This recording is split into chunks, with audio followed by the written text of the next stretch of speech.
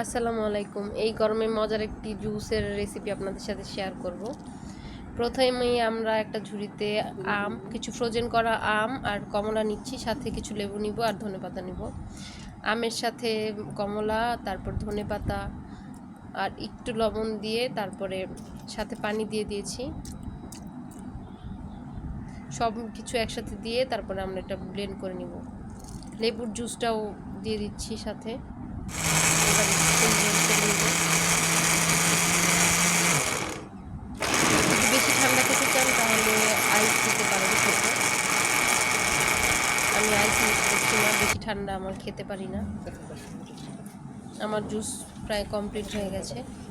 এবার আমি গ্লাসে ঢেলে নিব। টক মিষ্টি একটা টেস্ট এটার, খুবই মজা।